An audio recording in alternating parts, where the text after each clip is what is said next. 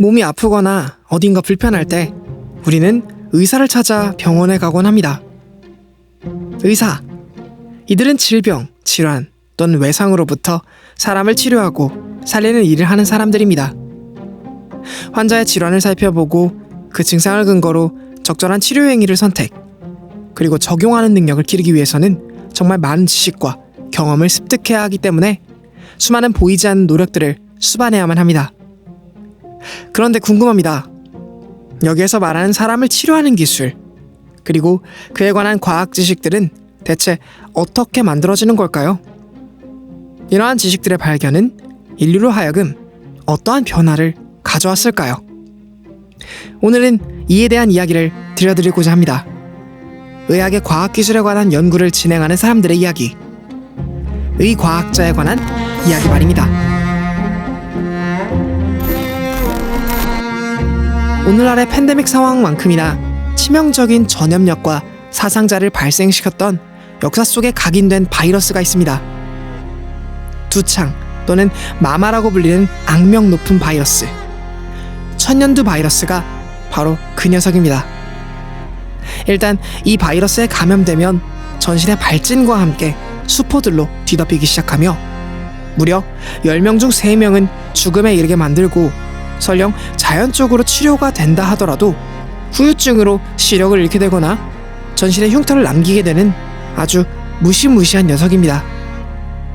대유행했던 유럽 지역에서만 18세기 이전까지 매년 40만 명의 목숨을 앗아갔으며 시각장애인들 중 3분의 1은 천연두로 인해 시력을 잃은 사람들일 정도로 당시 사람들을 공포에 떨게 만들었을 이 바이러스. 지금은 연구소 몇 군데에만 존재할 뿐입니다. 왜냐고요? 바로 이 천연두 바이러스를 인류가 완벽하게 제압했기 때문입니다. 에드워드 제너의 종두법의 발견 덕분이죠. 천연두 바이러스는 사실 지금은 현재 지구상에서는 이제 박멸이 된 바이러스로 알려져 있는데요. 네. 예전에는 굉장히 치명적으로 네. 두창이라고 하는 그런 이제 병변을 만드는 것뿐만 아니라 이제 많은 사망자를 만들어냈던 그런 이제 바이러스 질환입니다. 에드워드 제너라는 분이 소저술자는 이제 밀크메이드들이 천연두에 잘 걸리지 않는다는 거를 이제 발견을 하게 돼가지고 분명히 이 소에서 나오는 두창, 우두라고 하는 질환과 이 천연두가 관련이 있을 거라고 생각을 했습니다. 그 바이러스에 한번 감염이 된 사람들은 다시 천연두 바이러스에 감염이 되지 않거나 바이러스에 감염이 된다고 해도 이제 사망에 이를 정도로 심각하게 질환이 나타나지 않는 점을 이제 발견을 해서 그거를 이용을 해야겠다는 생각을 하셨고, 그게 이제 사실은 백신이라는 개념의 이제 시발점이 됐다고 생각을 할 수 있겠습니다. 1796년 잉글랜드의 의사 에드워드 제너는 천연두와 비슷한 증상을 소에게 발현시키는 천연두의 변종 바이러스인 우두 바이러스에 집중했습니다. 그럴 만한 이유가 있었죠. 19세기 말엽 소두창이라는 이름의 질환, 즉 우두 바이러스에 감염된 아프리카 사람들에게서 제너는 다소 놀라운 결과를 알아내게 됩니다. 기본적으로 우두는 천연두가 소에게 적응하는 변이 과정에서 인간에 대한 독성과 치사율이 낮아지게 되었는데, 때문에 인간 면역 체계에 쉽게 포획된다는 특징을 가지고 있었습니다. 그런데 놀랍게도 이 우두에 걸려 완치가 된 사람들은 우두뿐만 아니라 이 바이러스의 모택격인 천연두마저 걸리지 않게 된다는 것을 제너는 확인하게 되었던 것입니다. 이것을 잘 활용하면 천연두를 예방할 수 있겠다고 생각한 그는 우두를 이용한 면역 형성에 관한 연구를 시작했고, 이 결과 인공면역법 또는 우두법이라고 불리는 최초의 백신이라는 개념이 탄생하게 됩니다. 우두법으로부터 온 개념인 백신은 그 어원에서도 찾아볼 수 있습니다. 한 세기가 지난 1885년 루이 파스테르는 광견병 예방 접종법을 개발하였는데, 제너에 대한 오마주로서 라틴어로 암소를 뜻하는 바카에서 이름을 가져와 백신이라고 명명하게 되었죠. 제너의 이 발견은 감염병을 인간이 제어할 수 있다는 새로운 의과학 패러다임의 시작을 알렸습니다. 그가 사람들을 직접 만나 치료하는 일을 행했던, 즉 1차 진료 의사로서 활동했던 것보다 훨씬 광범위한 무대에서 수많은 생명을 살리는데 큰 공헌과 기여를 했음은 오늘날 우리 주변에서 천연두라는 질환이 완전히 사라진 것만 봐도 알 수 있을 것입니다. 의과학이 지난 수세기 동안 만들어낸 발전이나 공로는 굉장히 많은데요. 기본적으로 우리 모두가 한두 번씩 경험하게 되는 암이나 당뇨병 같은 질환들에 대해서 어떤 원인으로 그런 질환이 생기고 특히 개개인별로 맞춤 의학을 만들어낼 수 있는지에 대해서 많은 발전이 있어 왔고요. 우리가 늙어가면서 생기는 다양한 질환들, 특히 뇌나 신경계에 생기는 이런 퇴행성 질환들에 대해서도 우리가 어떤 방식으로 이런 질환들을 극복할 수 있는지를 점차 밝혀내가고 있습니다. 오늘날 우리는 코로나 팬데믹 상황으로부터 막연한 두려움을 가지고 살아가고 있습니다. 조금만 방심을 했다 하면 슈퍼 전파가 일어나고 금세 방역 단계는 격상되곤 하죠. 벌써 코비드-19는 세계를 상대로 수많은 사람의 생명을 앗아갔습니다. 오늘날에 발달된 의학기술을 보유하고 있음에도 불구하고 약 3년 만에 630만 명의 목숨을 앗아간 바이러스라는 것은 충분히 경계해야 할 병원체임에는 명확해 보입니다. 그렇다면 궁금합니다. 과거에 제너가 그랬듯 새롭게 나타난 이 질병에 대해 우리는 무엇을 할 수 있을까요? 이들의 생명체 내에서 특별히 인체 안에서의 활동을 연구하고 또 어떻게 하면 이들을 무력화시킬 수 있을까에 관해 연구해야 할 것입니다. 이러한 일을 하는 사람들을 우리는 의과학자라고 부릅니다. 다시 말해 의과학자는 의학에 적용되는 과학기술을 연구하고 이를 통해 보다 더 많은 사람들을 질병으로부터 벗어나 다시 건강할 수 있도록 돕는 연구자라고 이해해 볼 수 있을 것 같습니다. 의과학은 일단 기본적으로 질병에 대한 과학이 되겠습니다. 인간의 삶을 생로병사라고들 많이들 하시는데 아주 오랫동안 인류는 생로병사에 대해서 이해를 하지 못하고 있었습니다. 이제 의과학은 생로병사 중에서도 특히 질병에 관심을 가지고 질병들이 어떻게 발생을 하는지에 대해서 모든 수단과 방법을 동원을 해서 이해하고자 노력하는 학문이 되겠습니다. 그래서 의과학은 기본적으로 의학과 생명과학이 주를 이루는 것은 맞지만 공학하시는 분들, 그리고 수학, 물리학, 화학, 통계학 하시는 분들, 이런 분들의 모든 지식이 함께 녹아들어서 질병을 이해할 수 있게 되는 것입니다. 수학적인 계산을 통해서 우리의 유전체를 분석을 한다거나 어떤 이미지 분석을 위해서 그런 컴퓨테이션, 그런 과정들이 필요하기 때문에 그런 것들을 이제 자주 강조를 하고 있습니다. 의과학을 한 문장으로 정의하기는 어렵겠지만 그럼에도 그 의미를 잘 담아보자면 이렇게 이야기할 수 있을 것 같습니다. 인간의 질병을 해결하기 위한 생명과학의 응용학문. 때문에 의과학은 생명과학과 매우 큰 연관성을 지니지만 생명과학과 같다고는 말할 수 없습니다. 전자공학과 컴퓨터공학, 그리고 원자핵공학이 모두 물리학의 방법론으로부터 등장하여 우리의 삶을 이롭게 하는 기술로 발달했지만 컴퓨터공학을 물리학과 같은 학문이라고 이야기할 수 없는 것처럼 말이죠. 의과학은 기본적으로는 생명과학, 그 중에서도 특별히 인체에 관한 생명과학적 현상을 탐구 영역으로 삼고 있지만 질병을 해결하기 위한 목적으로서 연구되는 학문이다 보니 그 방법으로서 물리학, 화학, 그리고 생명공학의 지식이 활용될 수 있습니다. 많은 사람들이 생명과학에서 가장 권위 있는 상으로 여기고 있는 노벨 생리의학상의 수상 이력을 보면 1979년에 CT 기술, 1997년 광우병의 기저인 프리온의 규명, 2008년 에이즈의 병원균인 HIV 바이러스의 발견, 2010년 체외 수정 기술을 통한 시험관 아기 기술의 발견 등 인간의 질병을 해결하고자 노력하기 위해 다양한 과학적 방법을 적용한 사례들이라고 여겨볼 수 있습니다. 그러니 사실 노벨 생리의학상은 생명과학 분야의 상이라기보다는 의과학 분야를 연구하는 사람들에게 수상되는 명예로운 상인 셈입니다. 다시 말해 의과학의 발달은 곧 노벨 생리의학상의 수상 역사라고 여겨도 과언이 아니라는 것입니다. 노벨상에 몇 가지 분야가 있고 바이오 쪽에는 이름이 생물학상이 아니라 생리의학상이라고 돼 있죠. 그 의미가 분명하게 있을 거라 생각을 해요. 왜 굳이 생리의학상이라는 이름으로 줬냐, 사람을 살리고 인류를 건강하게 만드는 데 실질적으로 기여를 해야 된다는 이제 명시적인 선언이라는 볼 수가 있겠죠. 의과학 쪽에서 그동안 쌓아왔던 이제 굉장히 중요한 성과들이 다 노벨 생리의학상에 들어가 있는 거죠, 한마디로. 가장 인상적으로 인류에게 혜택을 준 기술이 뭐냐, 병원에서 쓸 수 있는 기술이 뭐냐 하면은 단연코 시험관악이라고 할 수 있을 것 같아요. 시험관악 기술이 있기 전에는 잘 임신이 안 되고 아기들이 태어나지 못하는 결과로 막혀있던 걸 갖다가 그 시험관악의 기술이 생김으로써 굉장히 많은 부부들이 혜택을 봐서 많은 사람들이 탄생하게 된 거죠. 굉장히 상징적으로 중요한 기술이라고 할 수 있을 것 같아요. 의과학의 선구자들을 나열해보자면 종드법의 에드워드 제너, 세균학의 아버지로 일컬어지고 있는 루이 파스테르, 자신의 백신에 특허를 내지 않아 약 100원의 단가로 생산이 가능한 소아마비 백신을 만들어 전 세계 수많은 아이들의 생명을 지켜낼 수 있었던 조너스 소크, CT의 발견 및 개발을 통해 손상 없이 체내를 진단할 수 있도록 만든 앨런 코맥과 고드프리 하운스필드 등 셀 수 없을 만큼 많은 사람들을 꼽을 수 있습니다.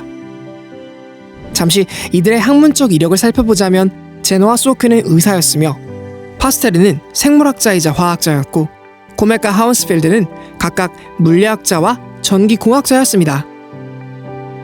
훌륭한 축구팀의 다양한 포지션의 선수들이 각자의 임무를 수행해 공동의 목표를 달성하는 것과 같이 의과학은 하나의 목표인 인간의 질병 해결을 위해 각 분야의 전문적인 인력이 융합 연구를 이행하는 것이 매우 중요한 분야이기도 합니다. 이번 코비드-19 팬데믹 상황에서 새로운 형태의 백신을 전례 없는 속도로 빠르게 제작, 상용화할 수 있었던 배경에도 이와 같은 융합 연구의 시너지가 10분 발휘된 사례라고 꼽아볼 수 있을 것입니다. 그 2019년 12월에 이제 우한 지방에서 폐질환이 처음 이제 발생을 했고요. 바이러스 학자들을 중심으로 불과 1개월 만에 원인 바이러스인 사스코브2 바이러스를 동정해낼 수가 있었습니다. 바이러스가 이제 우리 몸에 침투하기 위해서는 그 스파이크 단백질을 통해서 우리 몸에 침투를 하게 되는데요. 스파이크 단백질의 구조 역시 규명을 할 수가 있었습니다. 동시에 이제 면역학자들은 바이러스를 예방하기 위해서 어떤 면역 반응이 중요한지에 대한 방어 면역을 연구를 수행을 했고요. 그래서 이런 이제 모든 기초 연구들을 중심으로 해서 백신을 개발하는 사람들은 본인들이 갖고 있는 고유의 원천 기술을 이용해서 백신 후보 물질을 도출해낼 수가 있었습니다. 그러니까 모더나에서 개발한 mRNA 백신의 가장 큰 특징은 대학의 기초 의과학 연구로부터 시작됐다라는 그런 이제 특징을 가지고 있습니다. 특히 이제 생명과학과 생명현상과 질병의 근원을 밝히는 의과학의 기본 지식이 없었다면 이러한 이제 백신의 개발도 없었을 거라고 생각을 하고 있습니다. 결론적으로는 의과학과 의공학과 의학과 나노과학과 같은 다양한 학문들이 팀 사이언스를 통해서 우리 인류가 필요한 그런 이제 새로운 솔루션을 개발하는 데 큰 역할을 했다라고 할 수 있을 것 같습니다.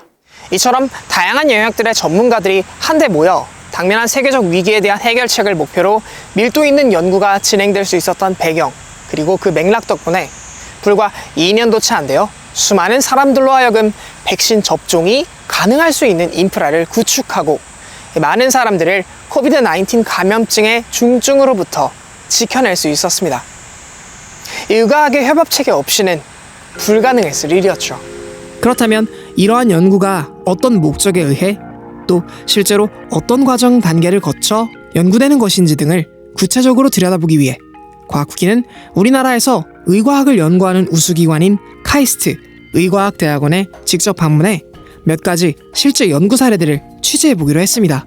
저희 연구실은 비만 그리고 대사질환을 연구하는 곳입니다. 그래서 주로 동물 모델을 이용해서 사람의 어떤 질환들을 모델링해서 새로운 치료제를 찾고 병의 어떤 기전들을 찾는 그런 연구들을 하고 있습니다. 동물 모델링이라 하면 동물을 실제로 이용하는 건가요? 네, 동물을 다양한 방법으로 실험하게 되는데 어떤 경우에는 유전공학적인 어떤 변형을 가해서 만든 그런 쥐들도 사용하고 있고 비만을 만들기 위해서 고지방 시기를 먹여서 비만하게 되는 것 같은 그런 상황들을 유도를 해서 그런 질병들을 연구하고 있습니다. 케이지 뚜껑을 열면은 오, 이제 보면은 쥐가 엄청 크기가 차이가 심하네요. 네, 날씬해 보이는 쥐가 이게 정상적인 쥐고 이 옆에 보이는 이제 매우 뚱뚱해진 이 쥐는 뇌의 식욕조절 중추를 조절하는 지방으로부터 분비되어지는 렙틴이라는 호르몬이 더 이상 만들어지지 않는 그런 쥐입니다. 그래서 이 쥐는 포만감을 느끼지 못하고 끊임없이 계속 먹어서 결과적으로 이렇게 뚱뚱해진 그런 쥐가 되겠습니다. 매우 비만해진 쥐의 어떤 잘못되어진 이런 대사를 교정할 수 있는 어떤 그런 약물들을 우리가 이제 새로 개발해서 처리를 해서 쥐 동물 모델에서 그런 약물들이 효능이 있는지 없는지를 판단하고 전임상 시험들을 통해서 사람한테까지 적용할 수 있는 그런 새로운 어떤 신약 개발하는 데서 흔히 쓰는 그런 모델입니다. 그렇군요. 지금 여기 사진에 보여드리는 것처럼 레이저랑 렌즈들, 미러들을 이용을 해서 살아있는 상태의 동물 안에 있는 세포들을 찍을 수 있는 현미경을 개발하고 그걸 이용을 해서 우리 몸에서 이제 질환이 어떻게 발생하며 그걸 어떻게 하면 치료할 수 있을지에 대한 연구를 진행하고 있습니다. 빨간색 레이저, 녹색 레이저 하나로 모으고 그다음에 이런 스캐닝 패턴을 만드는 거를 현장에서 조금 더 보여드렸었고요. 네. 이거는 자 왼쪽에 있는 거 보시면 이거 살아있는 마우스의 폐를 보고 있는 거거든요. 자 네. 렁이 폐죠. 위에 이제 인공호흡기를 달아두었어요. 폐가 숨을 쉴 때마다 막 폐가 움직이는데 네. 이 폐를 잠시 공기를 빼어내서 이 부분만 잠시 고정한 다음에 폐 안에 있는 모세혈관, 폐는 모세혈관으로 꽉 차 있어요. 네. 폐혈증이 걸리면 빨간색 세포들이 모세혈관에서 막 움직이다가 어느 순간 혈관을 막아버려요. 오, 그러게요. 자, 그러면 녹색으로 혈액이 자르고 있던 게 혈액 흐름이 갑자기 멈춰버리죠. 이 위에 보시면 이게 시간이거든요. 이게 네. 분이에요. 이게 딱 10분짜리 동영상이거든요. 네. 근데 보시면 한 2분 30초, 한 4분, 5분, 6분 30초에 딱 멈추죠. 그러게요. 그렇죠? 30초에서 1분 안에 일어나는 현상이에요. 굉장히 네. 녹색으로 밝았던, 그러니까 혈액 녹색으로 순환이 잘 혈액순환이 되고 엄청나게 잘 되고 있던 게 갑자기 갑자기 어두워졌어요. 빡 어두워지죠. 네. 보시면 이제 안에 이제 멈췄으니까 혈액이 멈춰 있는 것들도 보이고 네. 사실은 그냥 마우스는 아니었고요. 네. 급성 폐혈증에 걸린 생쥐였어요. 아. 급성 폐혈증에 걸리면 24시간 안에 절반 이상이 죽어요. 사람도 똑같습니다. 사람도 네. 똑같아요. 폐혈증 걸린 분들께서는 사망률이 되게 높아요. 그렇군요. 그래서 아주 위험한 상황이거든요. 이제 그런 사람들이 이제 폐에서 어떤 일이 일어날까에 대한 이제 동영상을 한번 찍어본 거예요. 그렇군요. 폐혈증에 걸리면 혈액 중의 산소 포화도가 급격하게 정말로 뚝뚝뚝뚝 떨어져요. 정말로 실시간으로 떨어지거든요. 와. 그럼 이렇게 막히는 원인이 요 빨간색 요 세포라는 거 우리가 알았잖아요. 네. 요 빨간색 세포가 서로 달라붙은 거예요, 사실은. 자, 그럼 이걸 해결하려면 어떻게 해야 될까요? 저렇게 달라붙은 세포들을 다시 풀어주면 되죠. 그렇겠죠. 그렇죠? 그래서 이렇게 달라붙은 세포들을 저희가 꺼내서 한번 관찰을 해봤어요. 아. 그랬더니 얘가 어떤 물질 때문에 이게 서로 들러붙는구나라는 걸 저희가 찾을 수가 있었고요. 그 들러붙는 물질을 들러붙지 못하도록 막아주면 되겠죠. 아니면 들러붙어 있는 거 풀어주거나 하는 약물을 찾아서 실제로 테스트를 해보니까 네. 이런 현상이 거의 없어지는 걸 우리가 찾을 수가 있었어요. 그렇군요. 자, 그래서 왜 산소 포화도가 떨어질까? 이 빨간색 세포들 때문에 그렇구나. 그 빨간색 세포들이 서로 달라붙어서 그렇구나. 네. 그러면 그거를 다시 풀어주면 이 현상을 해결할 수 있지 않을까? 라는 이제 전체 연구를 해서 저희들이 논문도 내고 치료제 어허. 특허도 내고 그런 일을 하고 있습니다. 그렇군요. 이처럼 카이스트 의과학대학원에서는 자연과학자 및 공학자, 의사과학자들의 협업 체계를 통해 세계 수준의 의과학 분야에 관한 연구 및 성과를 실제로 도출하고 있는 기관으로 지속적인 노력을 이해하고 있는 것을 이번 취재를 통해 확인해 볼 수 있었습니다. 불과 창립 15년 만에 이러한 성과를 만들어낼 수 있다는 것은 고무적인 일입니다. 의학적인 질문들 또 필요를 정확하게 파악하고 생물학자들 또 다른 분야의 연구자들과 함께 융합 연구를 할 수 있는 가장 최초의 가장 훌륭한 플랫폼이었고요. 많은 학생들을 배출하는 데 큰 기여를 했습니다. 이 과학의 그 중요성은 앞으로도 계속될 걸로 생각합니다. 인간이 역사가 그 질병의 역사와 같이 하고 있는데 그 인구의 노령화라든지 전염병의 창궐 이런 부분 모든 부분들을 실질적으로 인류가 해결할 수 있는 방법은 의과학의 발전밖에는 기대할 수 있는 것이 없다고 생각을 합니다. 저는 실제로 그 카이스트 의과학대학원에 이제 바로 그 옆에 충남대학교 병원에 근무하면서 카이스트의 여러 의과학자들과 같이 일할 수 있는 기회가 많았습니다. 질병의 그 근본적인 문제를 해결할 수 있는 과학기술이 발전에 크게 기여했고 의사들이 과학에 접목시킬 수 있는 토대를 마련했다고 생각합니다. 지난 10년간 그 배출된 여러 의사과학자들이 전국에서 활동하고 있는 것으로 알고 있고 현재 크게 성장해서 글로벌한 경쟁력을 갖춰가고 있는 것으로 생각하고 있습니다. One of the things which I've been noticing, especially last 10 years, is the rise of Asian science, which now is actually, in my point of view, often outcompeting even science which is produced in the US. If you look at the number of papers coming from China, Japan, Korea, they're huge and they're all high quality papers. I think things are moving in Korea, and in Korea, especially in KAIST, which is a major hub of science in Korea. So that's why I started connecting with Korea. I got a lot of Korean postdoctoral trainees or students in my lab, which helps to facilitate this interaction, which started off actually by interacting with Minho Song and then grew into a research collaboration funded in part by Korea, and No has led to several papers and a long-term collaboration. And so I'm very happy about this. And I see Korea there in the Asian world having a special place because it's not Japan, it's not China. It's kind of the most Western country in Asia. And that's why it's also very easy to collaborate because there's much less cultural barriers, I would say, than with some of the other countries. Far East. 인터뷰를 통해 확인한 바와 같이 카이스트 의과학대학원이 보유한 역동적인 연구 환경이 만들어질 수 있었던 이면에는 세계 최고 수준의 인프라 및 훌륭한 융합 연구를 수행할 수 있는 융합 인력들이 존재하기 때문이라는 것이 해당 전문가분들의 설명입니다. 전 세계적으로도 이러한 연구 환경은 매우 드물다고 하죠.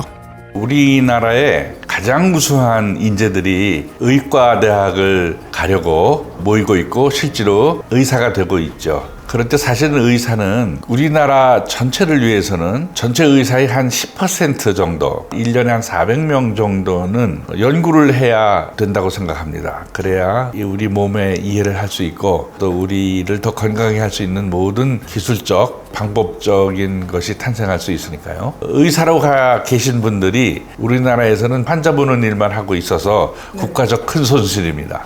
그래서 그분들이 10%는 연구에 전념할 수 있도록 유도하고자 하는 것이 카이스트 의과학대학원의 사명이죠. 기초과학 의학을 하신 분들 뿐만 아니라 임상 의사들을 강력하게 추천해서 새로운 발견을 하는 과학자로 만드는 것이 진정한 의과학대학원의 사명이라고 할 수 있습니다. 코비드-19 팬데믹의 영향으로 더욱 많은 사람들이 질병의 진단과 백신, 그리고 치료제 개발에 대한 관심을 가지게 되었다고 해도 과언이 아닐 것입니다. 새로운 질병이 인간을 괴롭힐 때면 의과학이라는 학문의 영역은 더욱 자신의 역할을 수행하고자 날개를 활짝 펴는 듯합니다. 알 수 없는 질병으로부터 인간을 지키고 보호하고 또다시 원래의 몸 상태로 되돌아올 수 있도록 돕는 응용과학 기술을 개발한 학문, 또 혁신적인 항암 치료를 위한 면역 항암제 등 정복될 것 같아 보이지 않는 암을 정복하기 위한 오늘 이 순간에도 고군분투하고 있는 학문, 또는 수명을 연장시키는 신약을 개발하거나 질병을 정확하게 진단할 수 있는 랩-오너-칩 기반의 바이오칩, 바이오센서 기술을 만드는 학문. 이 모든 기술의 개발은 곧 의과학 당신의 본래 목적인 인간을 질병으로부터 벗어나게 한다는 것뿐만 아니라 더 큰 가치를 가져올 수 있을 것입니다.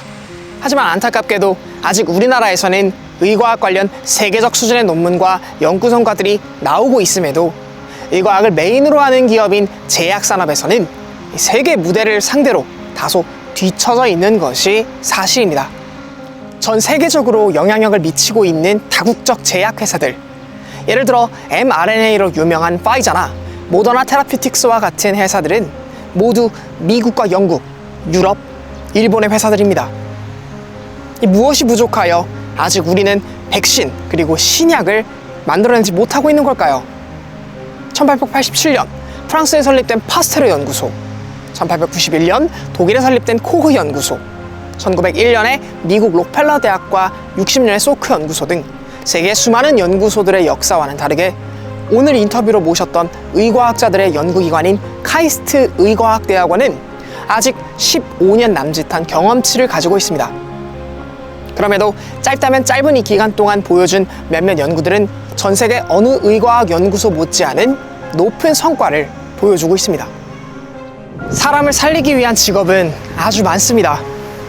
소방관이 되어 물리적 재난 상황에서 인명피해를 줄이고 구조행위를 할 수도 있고, 의사가 되어 직접 환자의 질환을 체크하고 이에 맞는 적합한 치료를 통해 사람을 살릴 수도 있습니다.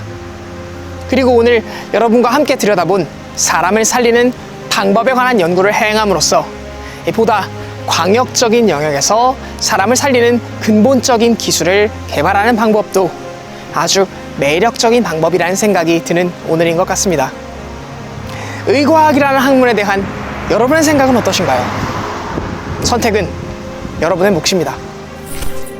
코비드-19 같은 사건 하나만 봤을 때도 약으로 정말 개발이 돼서 사람들한테 사용될 수 있었던 거는 매뉴팩처링에 관여하는 여러 가지 그런 시설들이나 설비들이나 이제 뒷받침이 돼야지 사실 이렇게 대량으로 이제 백신도 생산을 할 수 있는 거기 때문에 다양한 분야가 융합적으로 발전을 해야 의과학이 지금보다 한 단계를 완전히 넘어서는 단계로 발전할 수 있다는 거를 보여주는 그런 사례라고 생각을 합니다. 바이오뿐만이 아니라 그걸 뒷받침하거나 그걸 이제 좀 더 시너지를 일으킬 수 있는 여러 가지 학문이 동시에 같이 발전을 하는 것이 이제 의과학이 나아갈 방향이라고 생각을 합니다. 제가 상상하는 것보다 훨씬 더 새로운 것으로 뻗어나갈 것 같은데요. 이 카이스트라는 공간에 의과학대학원이 있는 이유는 기본적으로는 공학을 하는 공대거든요.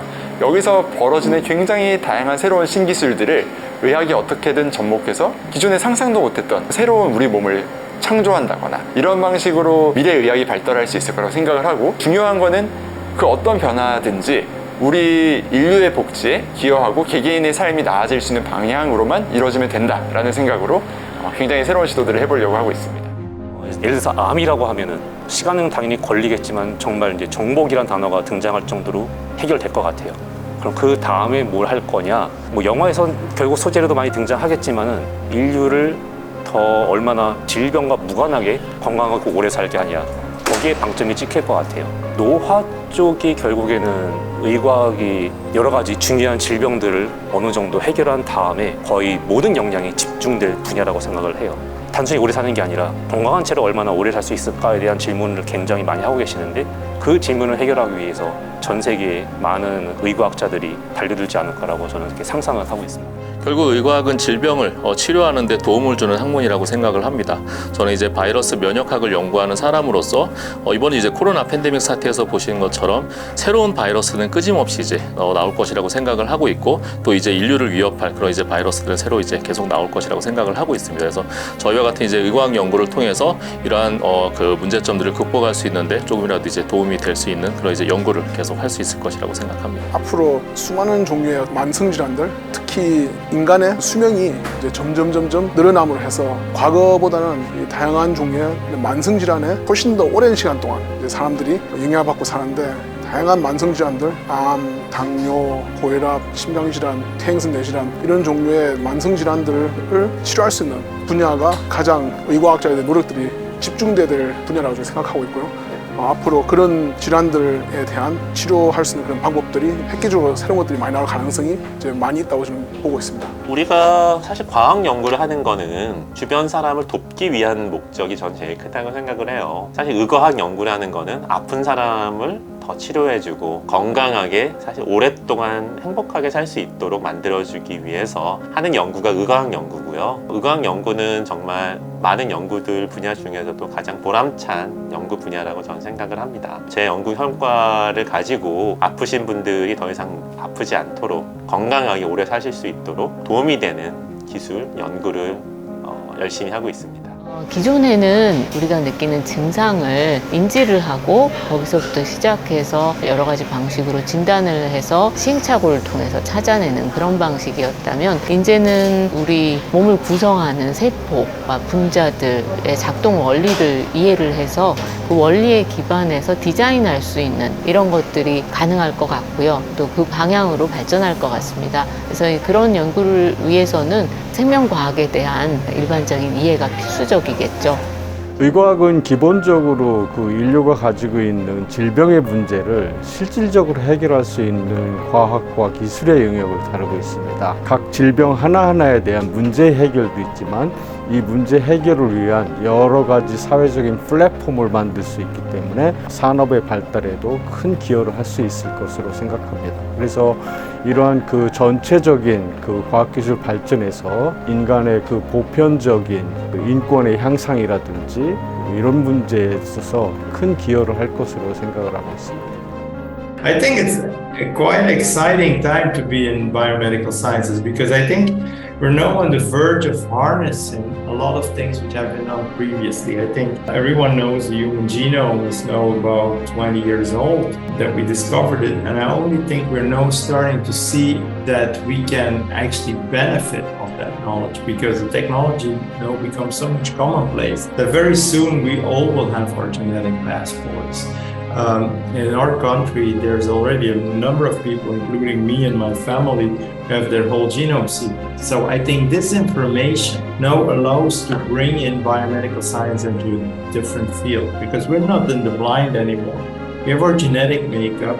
Now we have the tools at hand to really make discoveries which can help mankind and solve certain diseases. 학문이라는 것이 사실은 한 가지인데요. 사람들은 수학, 물리학, 화학, 생명과학 뭐 이렇게 얘기하기도 하고 또는 뭐 농수산학 또는 의학 이게 다른 거로 생각하지만은 모든 생명체는 다 DNA로 유전 정보가 다 들어있다는 것은 한 가지의 진리로 수렴해 가거든요. 우리 인류가 과학이 발달해서 DNA를 직접 연구할 수 있게 된 시점이 1975년입니다. 그래서 1975년 이후는 사실상 역사로 치면은 유사 시대에 들었다 이렇게 표현도 합니다. 그래서 물리는 원자, 입자, 천문 이런 거를 하지만은 화학은 그보다 조금 더 큰 몰레큘에 대한 연구를 하지만은 생명은 더 큰 분자 수준의 연구를 하는 것일 뿐이지 사실은 물리, 화학, 자연이 다 같은 학문입니다. 그래서 모든 학문이 이렇게 발달하였을 때 최종적으로는 사람을 이해하는 대로 수렴한다고 봐요. 그래서 이 사람을 이해하는데 가장 우리가 혜택을 많은 것이 공학적인 이런 발전도 있지만은 인간이 어떻게 건강하게 장수하면서 그리고 또 더 많은 그 혜택을 누리나 건강하고 행복하게 살 수 있는가를 연구하는 거로 모든 학문이 초점이 맞춰지게 돼 있습니다. 거기에 가장 핵심적인 역할을 하는 것이 의과학이라고 생각하는 것이죠.